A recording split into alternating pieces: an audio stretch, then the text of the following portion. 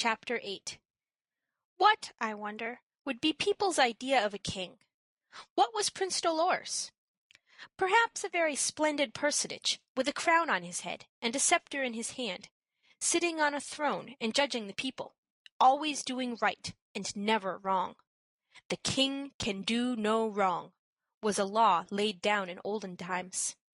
Never cross, or tired, or sick, or suffering, perfectly handsome and well-dressed, calm and good-tempered, ready to see and hear everybody, and discourteous to nobody, all things always going well with him, and nothing unpleasant ever happening.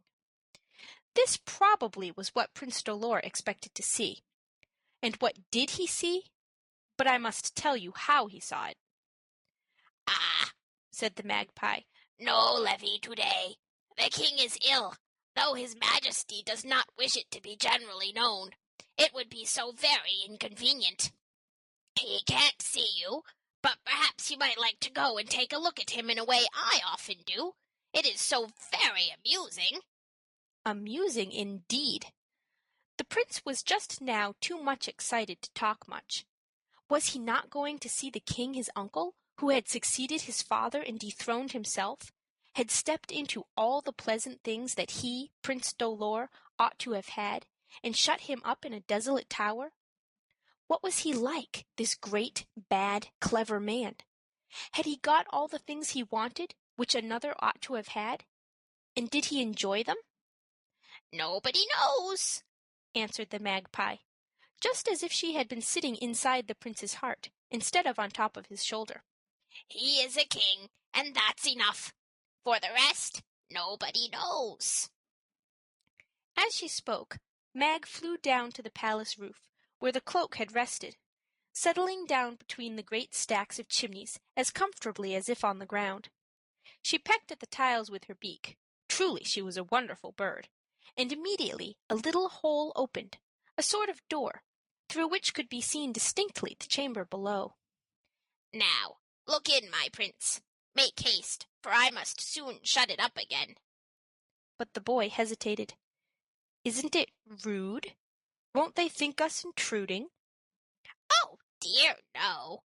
There's a hole like this in every palace. Dozens of holes, indeed. Everybody knows it, but nobody speaks of it. Intrusion?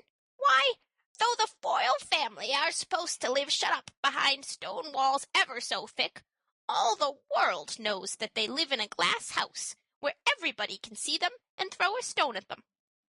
Now, pop down on your knees and take a peek at His Majesty." His Majesty! The prince gazed eagerly down into a large room, the largest room he had ever beheld, with furniture and hangings grander than anything he could ever have imagined. A stray sunbeam, coming through a crevice of the darkened windows, struck across the carpet, and it was the loveliest carpet ever woven, just like a bed of flowers to walk over, only nobody walked over it, the room being perfectly empty and silent. "Where is the king?" asked the puzzle boy. "There," said Mag, pointing with one wrinkled claw to a magnificent bed, large enough to contain 6 people. In the center of it, just visible under the silken counterpane, quite straight and still, with its head on the lace pillow, lay a small figure, something like waxwork, fast asleep, very fast asleep. There was a number of sparkling rings on the tiny yellow hands that were curled a little, helplessly, like a baby's, outside the coverlet. The eyes were shut, the nose looked sharp and thin, and the long gray beard hid the mouth and lay over the breast. A sight not ugly nor frightening, only solemn and quiet, and so very silent, 2 little flies buzzing about the curtains of the bed being the only audible sound. "Is that the king?" whispered Prince Dolor. "Yes," replied the bird. He had been angry, furiously angry, ever since he knew how his uncle had taken the crown and sent him, a poor little helpless child, to be shut up for life, just as if he had been dead. Many times the boy had felt as if, king as he was, he should like to strike him, this great, strong, wicked man. Why, you might as well have struck a baby. How helpless he lay, with his eyes shut and his idle hands folded. They had no more work to do, bad or good. "What is the matter with him?" asked the prince. "He is dead," said the magpie, with a croak. No, there was not the least use in being angry with him now. On the contrary, the prince felt almost sorry for him, except that he looked so peaceful with all his cares at rest. And this was being dead? So even kings died?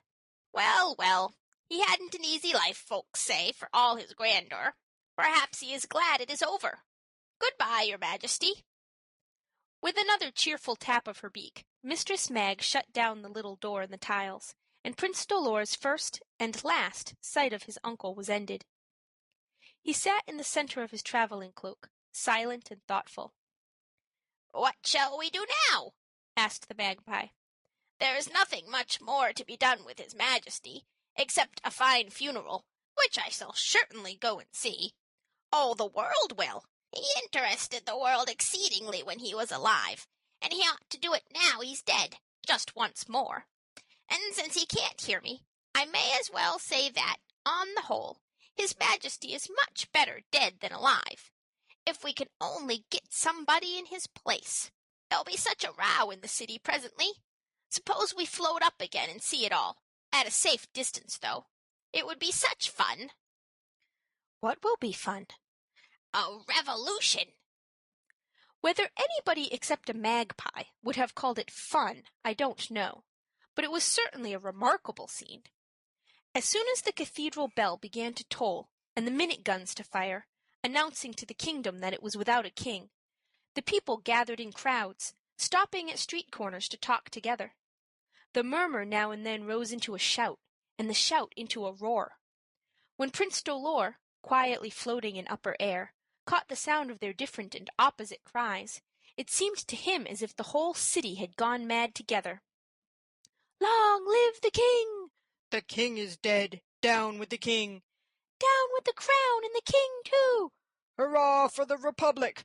"Hurrah for no government at all!" Such were the shouts which traveled up to the traveling cloak, and then began, oh, what a scene! When you children are grown men and women, or before, you will hear and read in books about what are called revolutions. Earnestly I trust that neither I nor you may ever see one. But they have happened, and may happen again in other countries besides No-Man's-Land, when wicked kings have helped to make their people wicked too, or out of an unrighteous nation have sprung rulers equally bad, or without either of these causes, when a restless country has fancied any change better than no change at all. For me, I don't like changes, unless pretty sure that they are for good. And how good can come out of absolute evil? The horrible evil that went on this night under Prince Dolor's very eyes. Soldiers shooting down people by hundreds in the streets, scaffolds erected, and heads dropping off, houses burned, and women and children murdered. This is more than I can understand.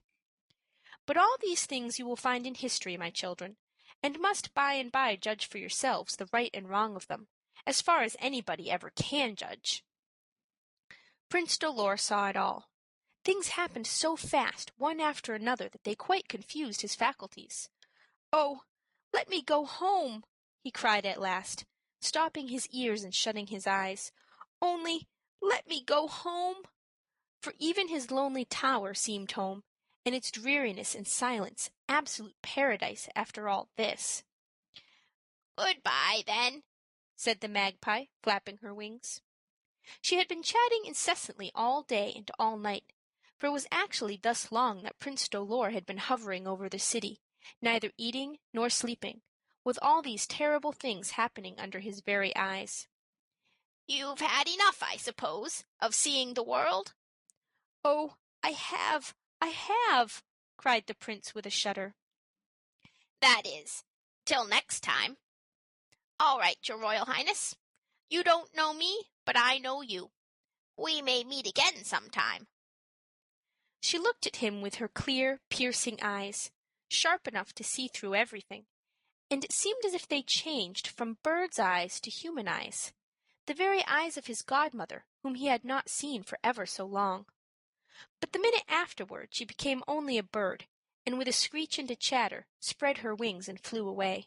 Prince Dolor fell into a kind of swoon of utter misery, bewilderment, and exhaustion, and when he awoke he found himself in his own room, alone and quiet, with the dawn just breaking, and the long rim of yellow light in the horizon glimmering through the window panes.